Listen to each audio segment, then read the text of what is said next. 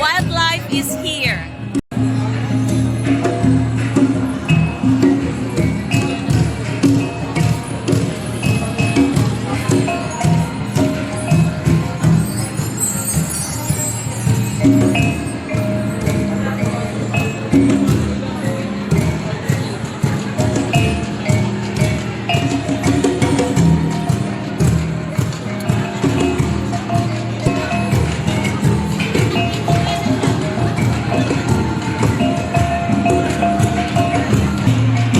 My name is and welcome to the booth of Mindanao State University.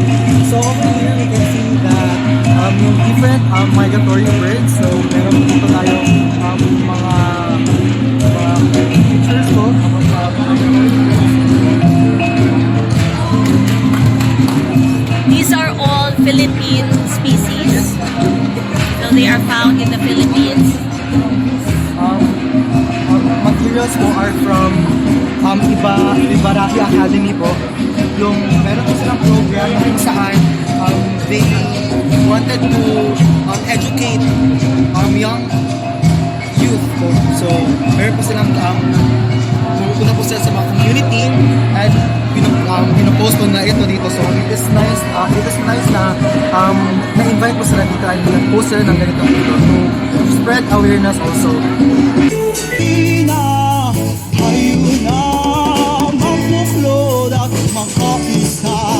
Kultura natin dito sa Gensan, palagaan at pag-ingatan. Halina, tayo na magtuklod at magkaisa. Kultura natin dito sa Gensan, palagaan at pag-ingatan.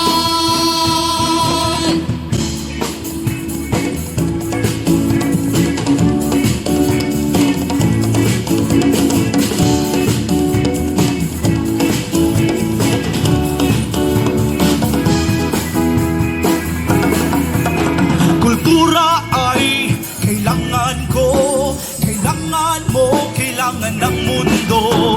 Pantapang sa pasulong ito, hindi masaya, kaibigan ko. Kahit saan, kahit kailan, sa puso at huwag kalimutan. Halina, tayo na magbuklod at magkaisa. Kultura natin dito sa Gensan, palagaan at pag-ingatan. Halina, Gensan, palagaan at pag-ingatan. Halina, tayo na magbuklod at magkaisa. Kultura natin dito sa Gensan, palagaan at pag-ingatan.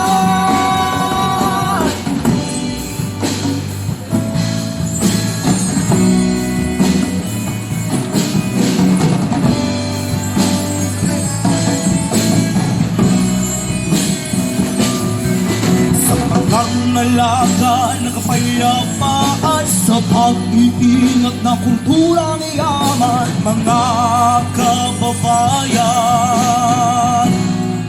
maging huwara.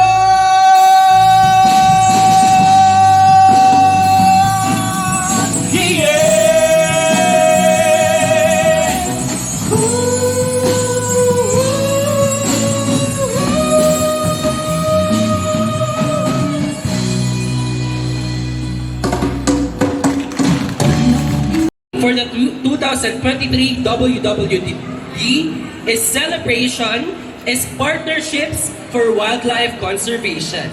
Yes. And that highlights the unique wildlife, flora and fauna, and the habitats of Mindanao, specifically here in Sarangani Bay. Yes, we are very honored that this year's edition of Wildlife is Here goes to South here in Sarangani Province. Ayun, palakpakan naman po! Thank you, Kyle and Divine. I see many familiar faces. By the way, happy World Wildlife Day. And congratulations to all of us for celebrating the environment this week. I think this is the 7th-day celebration. By the way, I am Councilor Attorney Dumiador Lagari Jr., representing our city Mayora Lorely Pacquiao. I think this is also a meeting of LGU Gensan officials as well as Sarangani LGU officials. I will now read the message of the Mayor. It's written in the vernacular. Ang impormasyon para protektahan ang ibang uri ng hayop at halaman o ang kalikasan sa pangkalahatan. Sa panahon ngayon, napaka-importante na pagtuunan ng pansin ang mga panganib sa ating kalikasan at makapaghanap tayo ng maraming solusyon para mapangalagaan ito. Kaya sa araw na ito, nais kong ipaalala ang kahalagahan sa pangangalaga. Nais ko ring iparating na handa kaming makipagtulungan sa Sarangani, South Cotabato at iba pang karatig na lugar sa ngalan ng pangangalaga ng kalikasan dahil para ito sa ating mga anak at sa susunod na henerasyon. Bukod kasi sa mga hayop, nais ko pang masilayan nila ang iba't ibang kagandahan ng tanawin na na-enjoy natin ngayon. Kaya nagpapasalamat ako at narito para makasama natin ang Philippine Eagle Foundation at iba pang mga partners sa pangangalaga natin sa ating likas na yaman. Gawin natin ito para sa isang maunlad na kapaligiran.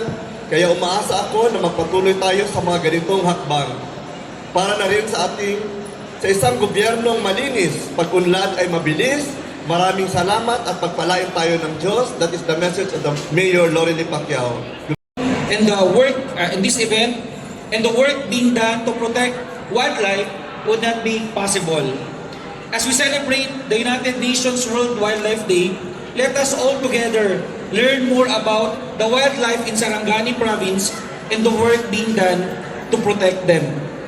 Sarangani is blessed to receive massive support as we are exerting all efforts to declare Mount Busa, the province's last ecological frontier, as a local conservation area and eventually as a protected landscape under the INAIPAS law. We are also gaining ground as we gain more participation for the 1 million trees project of Governor Roel Pacquiao in an effort to make Sarangani more greener and healthier, particularly in the conservation and protection of our watershed areas. To all our partners, thank you for all your dedication to conservation. With this, we warmly welcome all of you to this historical and meaningful celebration of the UN World Wildlife Day.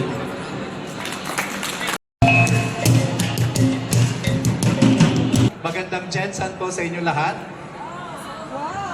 Oh, And mga of course, champions! as mentioned earlier, the beautiful Sarangani, magandang Sarangani din po sa inyong lahat. Okay, so to be honest, we're very much overwhelmed. I had goosebumps while watching po yung ating opening salvo. Talaga pong salvo siya. And we're very excited to do this with everyone here. No? So 6 years ago, the Philippine Eagle Foundation and a small band of friends from the academe, from the DNR, and also from students thought and crafted an event that would help enhance public awareness about the region's wildlife citizens. Our goal then was to remind people and help them realize and remember that our beloved Philippines is also home to an equally Filipino wildlife. And that all of our non-human wildlife neighbors also aspire for the same conditions we desire. A healthy home where wildlife parents and their families are safe and secure. And what best way for this campaign to celebrate the beauty and diversity of our biodiversity than the World Wildlife Day? And so the Wildlife is Here celebration during the UN World Wildlife Day in 2018 was born. For 4 consecutive years, we highlighted the unique wildlife of the Davao region. Last year, we held the Wildlife is Here celebration in Davao Oriental, a province within the famed Eastern Mindanao Biodiversity Corridor, covering 2 global key biodiversity areas and at least 11 Philippine eagle nesting territories. Now, Davao Oriental was branded as a center of biological diversity and a strong proof of its reputation as a center of evolution. 4 new species were discovered there lately, including 1 species of Rafflesia, the Rafflesia verrucosa, 2 new species of rodents, the Eastern Mindanao gemur, and the Batomis habigitan, and last but not the least, a new genus of rodent, which is called Philippineeagle campalili. Now, this year, we're putting the spotlight on the Sarangani province, where its Mount Busa, Mount Latian complex, and Sarangani Bay, key biodiversity areas, are also believed to be centers of biological evolution by many experts. Through this popular event, we hope to channel more attention and focus on studying and conserving the unique plants and animals of Sarangani province and nearby areas, many of which remains unknown and undiscovered and undescribed. The goal now is to put faces and names to these unknown wildlife residents. This year's WIH, or Wildlife is Here celebration, is the first in Sarangani, and this would not have been possible without partnerships, which is the theme of the World Wildlife Day celebration. And the Philippine Eagle Foundation is truly proud and grateful to all of you, our partners. We thank the Sarangani Energy Corporation, the Sigil Energy Corporations, and Alsons Energy. We also thank our longtime and loyal partner, the provincial government of Sarangani and the Environmental Conservation and Protection Center. We are also grateful to SMCT General Santos for hosting this year's event, and to the Mindanao State University of Generalsantoscity. We're also thankful for the warm welcome by our colleagues from the Generalsantoscity LGU. This is the first in Sarangani, and we hope this is not the last. And lastly, to our DNR Region 12 partners from the Penros, the Senros, and Protected Area Management Offices. And finally, thank you to our future protectors of our biodiversity, the students, and other guests of this event. Each of us here is unique, and so we're different in many ways. But all of us share at least one thing. We all care for nature. Together, let us celebrate and reflect on the wonders and mysteries of our very own natural world. Because indeed, wildlife is here in Sarangani. Good morning and thank you. Thank you very much to our MCs. The Honorable Mayor, represented here by Attorney Lagare, and of course for Provincial Governor, represented here by Sir Ryan Ramos, and Dr. Jason, DNR from the provincial and local governments of General Santos. And to my colleagues in the Alsons Power Group, including our foundation, to the students who are here, who will be the bearers of the torch for the future of wildlife here in Sarangani and elsewhere. I'd like to make this message very short. Why is wildlife conservation required? Why do we need it to be healthy or preserved or enhanced? Just like each one of us, we go for medical examinations. We take our blood pressure, we have x-rays, we have MRIs, and we have our a whole set of blood specimen taken to take out to read or have a normal reading after looking at the results of the laboratory tests. These are what we call biomarkers, but this is for each one of us. Wildlife, or these areas that have to be preserved and conserved, are the biomarkers of nature. take note that it is us who needs nature and nature doesn't need us. We have to take care of nature. We have to take care of the environment in the same manner that we are taking care of ourselves. We need the biomarkers such as the Philippine eagle and the different flora and fauna found in, as mentioned by Doc J, in the mountains of Mount Busa. With that, I would like to make our commitment again on the conservation efforts, not only of Sarangani province but of the entire Mindanao area. And together here by partners headed here by our stakeholder manager, Joel Aton, they have committed themselves to being the bearers of the torch for the future generations. And we are all trained by Dr. J to conduct conservation and education and public awareness. And so we are here and we will be glad to contribute whatever we can for the community. Maraming salamat po.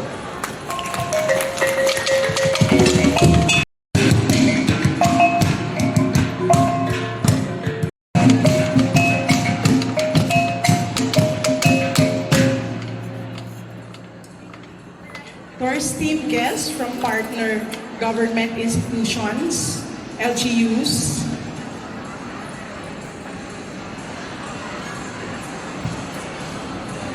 private and public organizations, schools and universities, makakalikasang umaga sa ating lahat.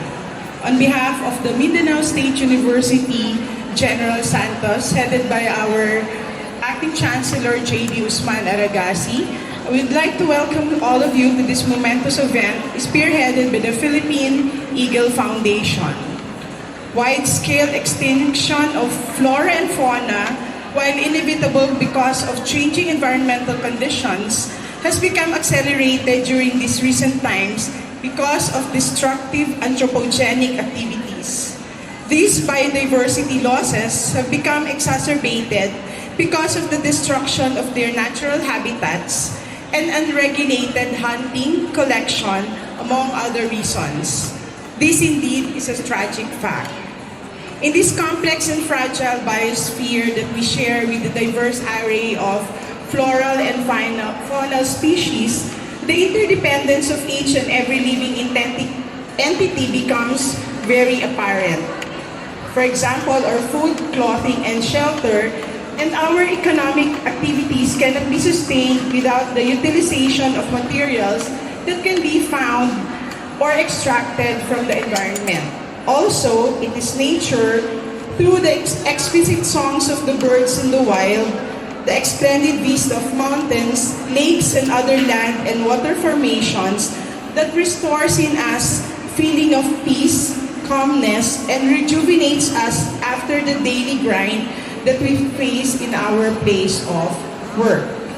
This realization of close existence of human beings in the one hand and wildlife, nature, environment on the other should spur us to commit ourselves to the preservation of the planet. As human beings, we must realize that we really have no options but to sustainably coexist with and even nurture and conserve the diversity of life in the planet for posterity. If we don't, the prospect of our continued existence in the planet will be rather bleak. I would like to thank the Philippine Eagle Foundation in spearheading programs like this for the conservation and preservation of our nature and wildlife. We, in the Mindanao State University General Santos, are with you in your endeavors to renew awareness of the lay people about the interrelatedness of nature and humans in the planet that we call home. In fact, in the past years, we have been collaborating with other institutional groups to promote environmental conservation. To name a few, in 1995, we had the first biodiversity study which became the basis for the declaration of Mount Matutu as a protected area. In 2012, we had a project on floral and faunal assessment funded by the Commission of Higher Education. In 2021, we had researches headed by our research director, Dr. Obemio, on pteridophytes or ferns, funded by USAID, SHED, and the OST. Last January 18 this year, msugensan, in partnership with government institutions like NEDA, the OST, DNR, among others, opened the Central for Biodiversity Study in Soxargen. This was established to provide a venue for biodiversity researches conducted in the Soxargen area. These are just several proofs indicating that the university's commitment to the conservation and preservation of our environment. We cannot do this alone, and I'm very happy to hear my colleagues, partners, institutions in their support for this type of study. Lastly, we must realize that coexistence with all creatures far and wide and the protection of the abiotic components of the biosphere is the only way to go. Humans, therefore, have to find ways to strike a balance between resource extraction and environmental preservation for all our states. With this, I want you to enjoy the rest of the day. Magandang makalikasan sa lahat.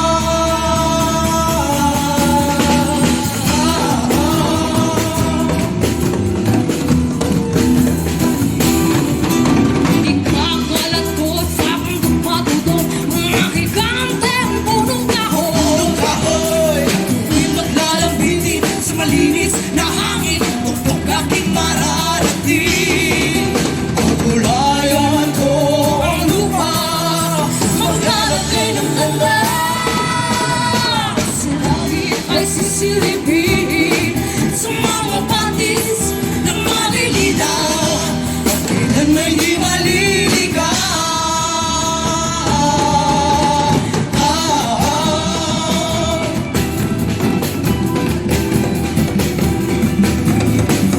Dagat, lupa at langit naghihintay sa aking isip. May bunga ang bawat pagkain, pangako ng dakilang pag-ibig. Ang dagat, lupa at langit naghihintay sa aking isip. May bunga ang bawat pagkain, pangako ng dakilang pag-ibig.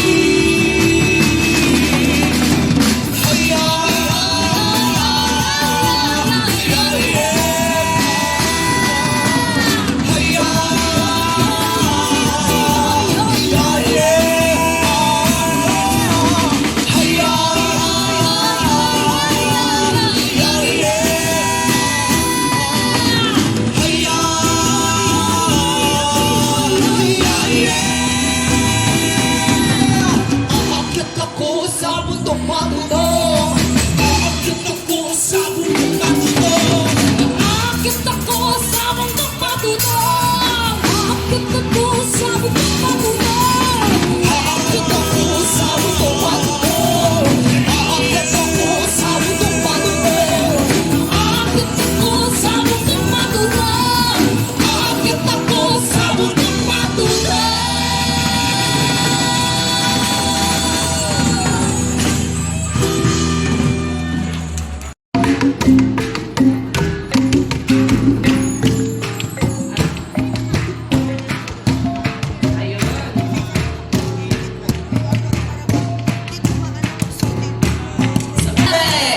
Six, 5, 4, 3, 2, and 1. Ayun, palakpakan po natin!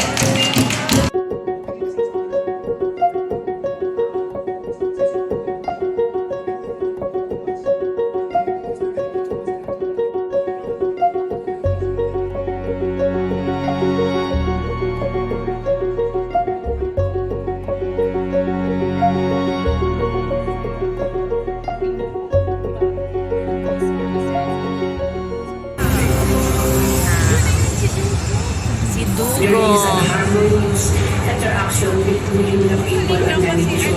That's why we are doing activities and Very strong ang management zone like the multiple use zone and spring protection zone. Many issues, concerns, and threats hamper the management effort in SPPS. Illegal fishing, ship grounding, pollution, kapasura, informal settlers, and other human activities. Enforcement government agencies closely work together in an enforcement body. Meron tayong enforcement group dito sa coastal, meron din tayo sa tax. That's why we encourage our stakeholders as our partners sa sobrang lawa kasi natin sa Sarangani Bay. Sarangani Bay Protected Seascape. Let us protect Sarangani Bay Protected Seascape.